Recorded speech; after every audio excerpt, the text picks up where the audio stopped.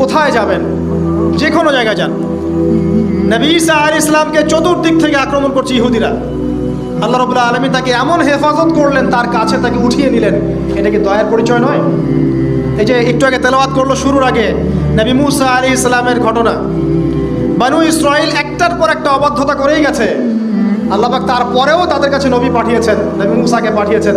ফেরাউনের মতো জালেম শাসকের হাত থেকে বানু ইসরাইলকে আল্লাহ পাক উদ্ধার করেছেন। এটা কি দয়ার পরিচয় নয়? নবী মুসা আলাইহিস সালাম গাছের নিচে বসে আছেন, খাবার নাই, বাসস্থান নাই, কিচ্ছু নাই। বরং তার গায়ে একটা অপবাদ দেওয়া হয়েছে যে তিনি নাকি একজন মানুষকে খুন করেছেন, অথচ তার ইন্টেনশন সেটা ছিল না। তিনি একটা ঘুষি দিয়েছেন লড়াই থামানোর জন্য, ওই এক ঘুষিতেই সেই ব্যক্তি ডেড। এবার তিনি গাছের নিচে বসে দোয়া করছেন, রব্বি ইন্নী লিমা আনজালতা ইলাইয়া মিন খায়রিন ফাকির। আল্লাহ, আমি নিঃস্ব অসহায় হয়ে এখানে বসে আছি, তুমি আমার উপর তোমার যে রহমত পাঠাবে আমি তার ভিখারি হয়ে বসে আছি।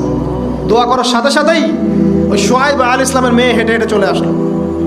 তিনি স্ত্রী পেলেন, তিনি শ্বশুর পেলেন, একজন নবী পরিবার পেলেন, বাসস্থান পেলেন, চাকরি পর্যন্ত পেলেন। 8 বছর তিনি রাখালি করেছেন শুআয়ব আলাইহিস সালামের ফার্মের মতো। দয়া মুহূর্তেই চলে আসবে, শুধু আল্লাহর দিকে অভিমুখী হলেই হয়, এগুলো দয়া। আইয়ুব আলাইহিস সালামের কথা মনে আছে না? দীর্ঘদিন রোগে ভুগছেন, চিকিৎসা হচ্ছে না, ভালো হচ্ছে না।